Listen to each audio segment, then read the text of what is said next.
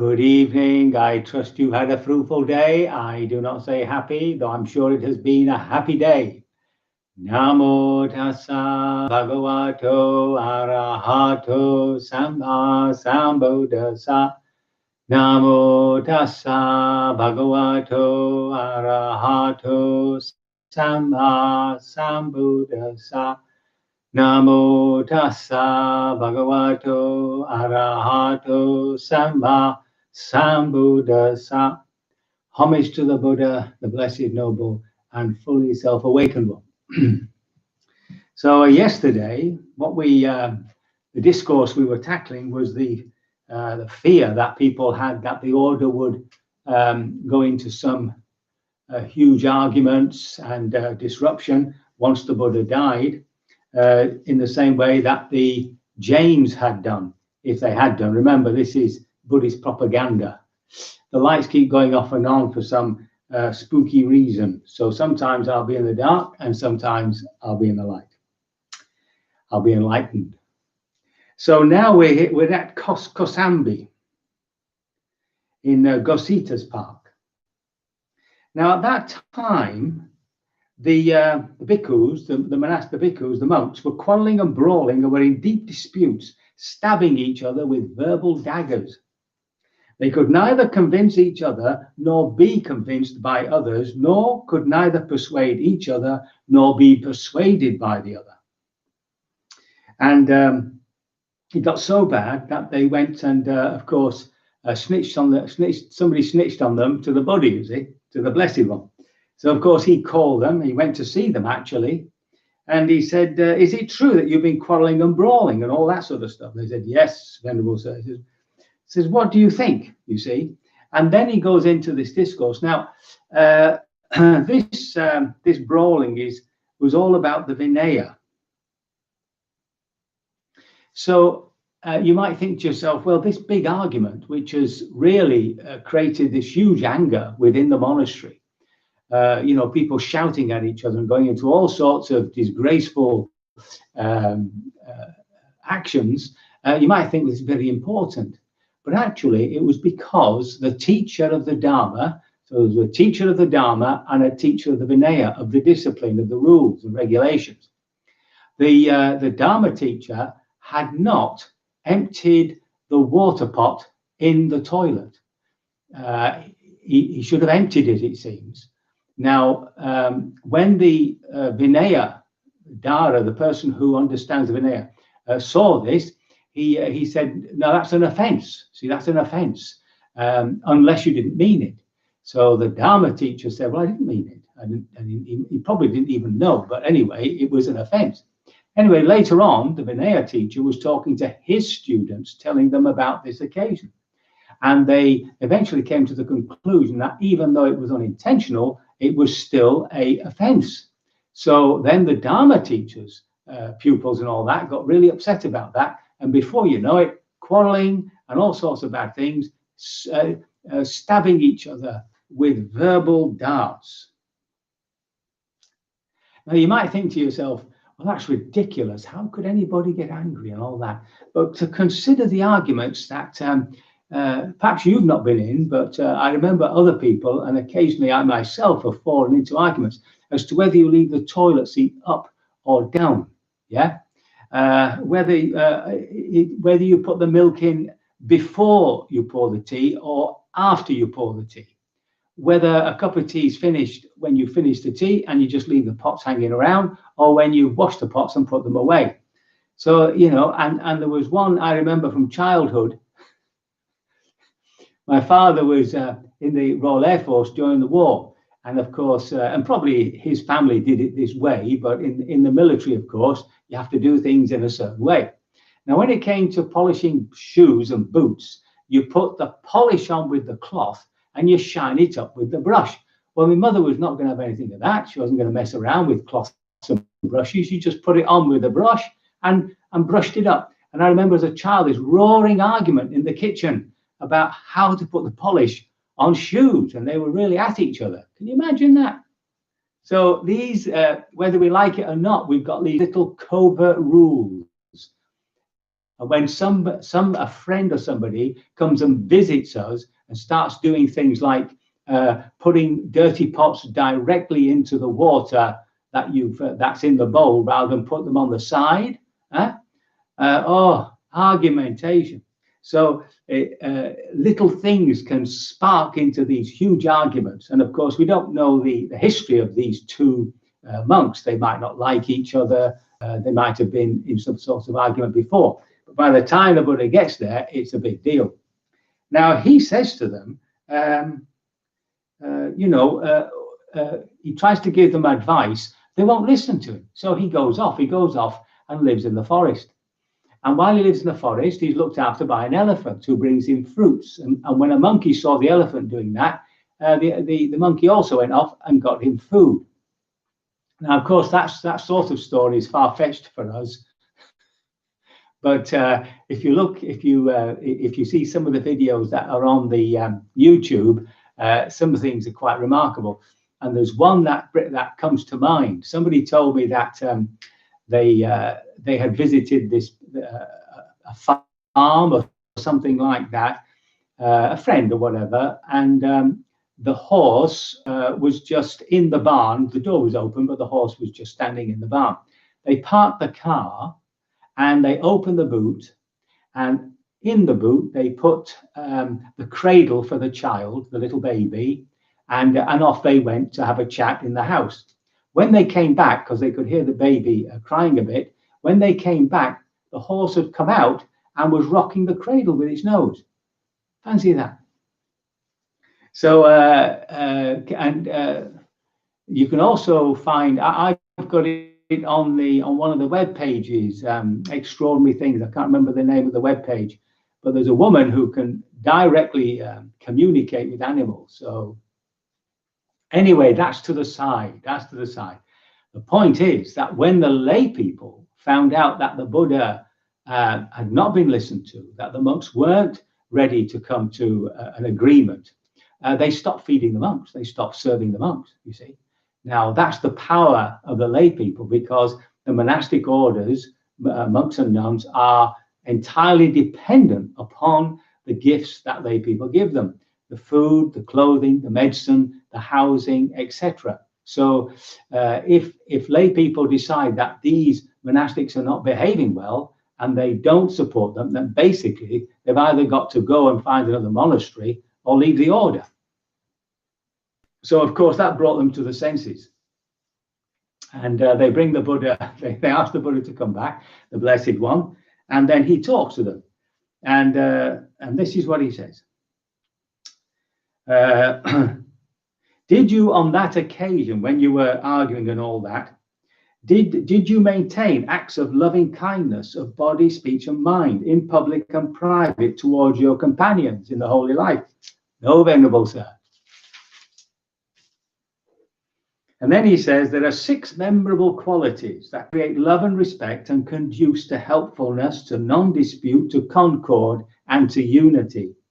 The first 3 are pretty straightforward: to maintain bodily acts of loving kindness, both in public and in private, towards your companions, your friends, etc. The second one is the verbal acts of loving kindness. The third, the mental acts of loving kindness.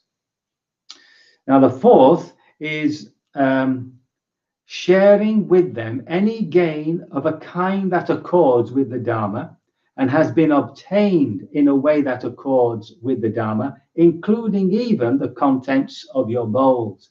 So in other words, sharing what we have is a really lovely way to create that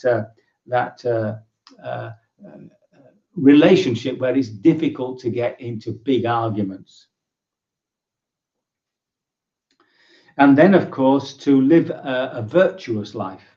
So the virtues that are unbroken, untorn, unblotched, unmottled, liberating, commended by the wise, not misapprehended, and conducive to concentration or to meditation.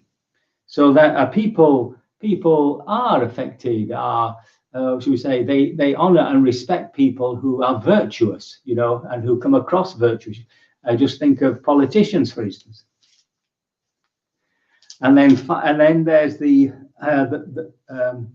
holy life, that is that view. So this is that understanding, that a person holds the understanding that the view that is noble and emancipating leads one to practices in accordance with it to the complete destruction of suffering. So that the view is, of course, the one of the Eightfold Noble Path, the Noble Eightfold Path.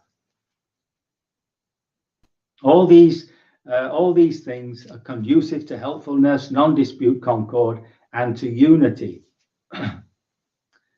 But then he goes on to say, but the highest of all these six is that view that is noble and emancipating, and leads the one who practices in accordance with it to the complete destruction of suffering.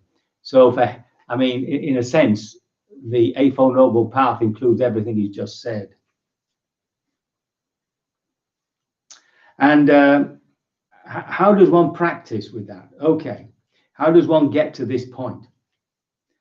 Or how do you put this into practice, this view? So, gone to the forest, to the root of a tree, to an empty hut, in other words, to meditate. So in other words, to bring this into everyday life as well as the sitting, but in everything that we do, to bring the Eightfold Noble Path. The Noble Eightfold Path. I keep saying that, don't I? So, so a person might be obsessed with sensual lust, sensual desire, obsessed by ill will, obsessed by sloth and torpor, obsessed by restlessness and remorse, obsessed by doubt. So these, of course, are your 5 hindrances, which, of course, you know. And the next one is that not to be absorbed in speculation about the world. Oh my goodness, where COVID, Brexit, the world, oh, too much. See, not to be absorbed in that sort of speculation, and not to be absorbed in the speculation of the other world. So I don't think that bothers we Westerners very much. We don't tend to think about the next life, except something might happen, and of course something might not.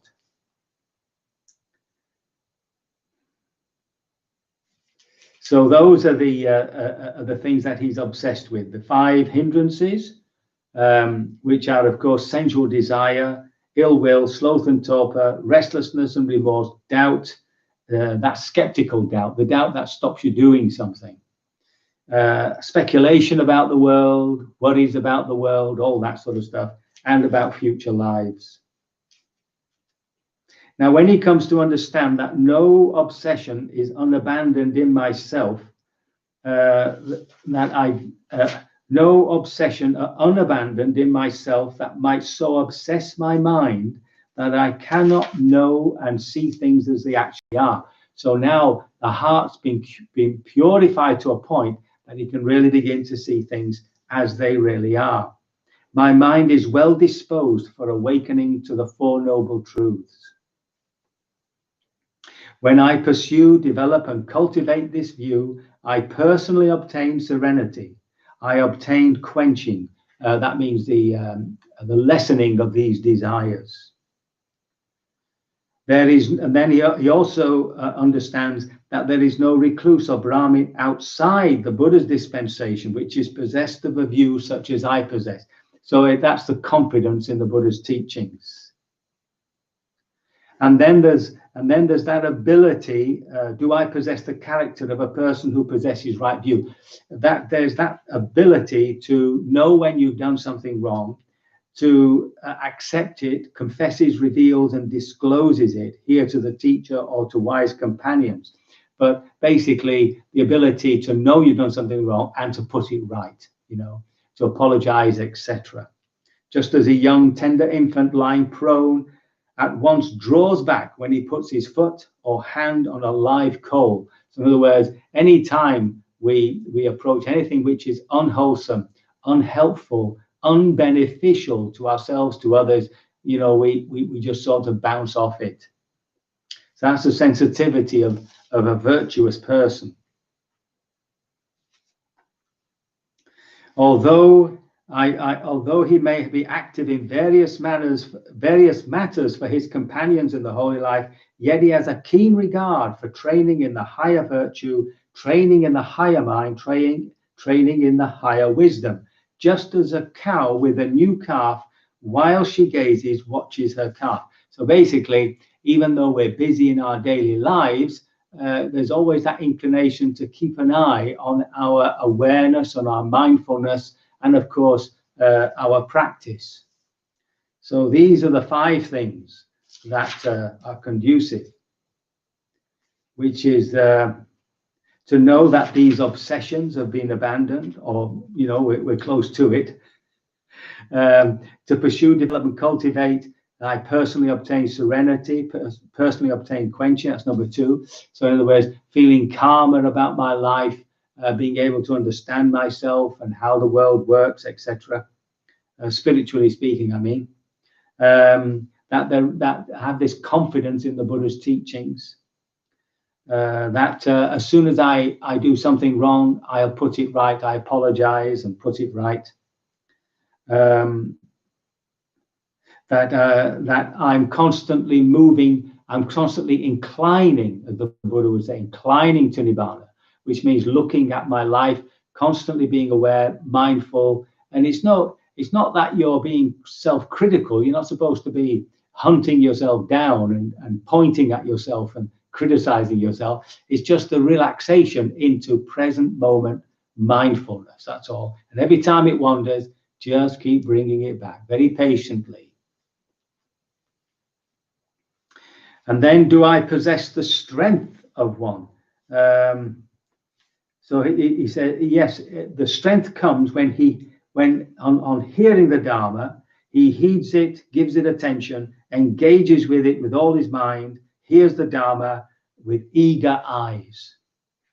So that's when a person knows he's got the strength from the right view. And do I possess the right? And the second one is that when he listens to the Dharma and when he practices virtue, he gains inspiration in the meaning, gains inspiration in the Dharma, gains gladness collected to the Dharma. In other words, it gives your life a certain deep meaningfulness. When a noble disciple is thus possessed of 7 factors, he has well sought the character for realization of the fruit of stream entry. So in other words, these are the sorts of reflections that a person can have, which leads them to that level, the first attainment of stream entry, which is that moment when somebody actually perceives in some way or other the truth of Nibbana. So, of course, here, this is what the Blessed One said, and the bhikkhus were satisfied, and in this particular case, were delighted in the Blessed One's words. So this is the Buddha. He's been brought into a fierce argument between these monastics.